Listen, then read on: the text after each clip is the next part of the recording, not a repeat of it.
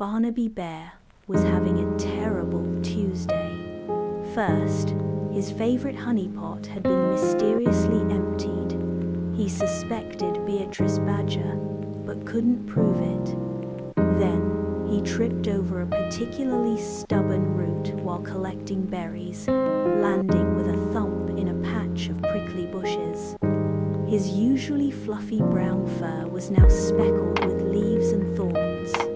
Grumble, grumble, Barnaby muttered, picking a particularly stubborn thorn from his paw. He slumped onto a mossy log, feeling utterly dejected.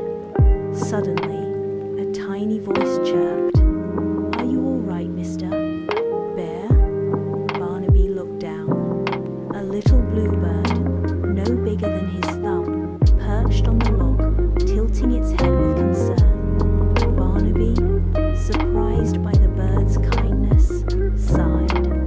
"Not really," he admitted. "It's been a terrible Tuesday." The bluebird, whose name was Pip, listened attentively.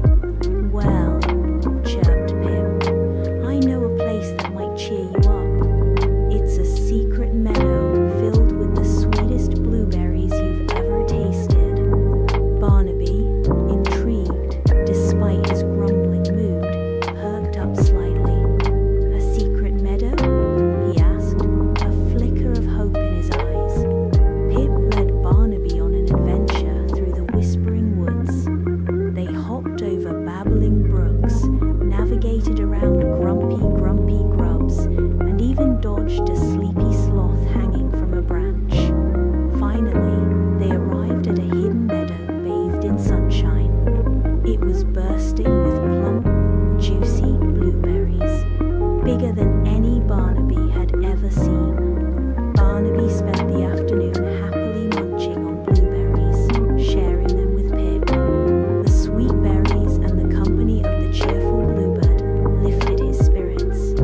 He forgot all about his empty honeypot and the prickly bushes.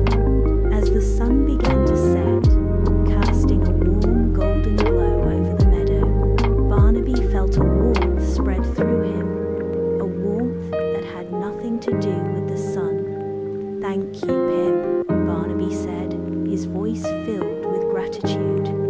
"You've made my Tuesday much better." Pip chirped happily and ruffled his tiny blue feathers. As Barnaby lumbered home, a contented smile stretched across his face. He still suspected Beatrice Badger of the honeypot heist, but the memory of the secret meadow and the delicious blueberries made even that seem less terrible. He even hummed a little tune as he walked, a happy, contented bear on a Tuesday that had turned unexpectedly delightful.